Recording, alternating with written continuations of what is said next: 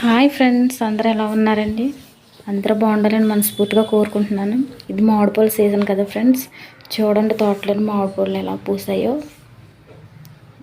బంగినపల్లి కాయలు ఈ సీజన్లో అందరూ మామిడికాయలు అంటే చాలా ఇష్టపడతారు కదా. సంవత్సరానికి ఒకసారి మనకు మామిడిపళ్ళు.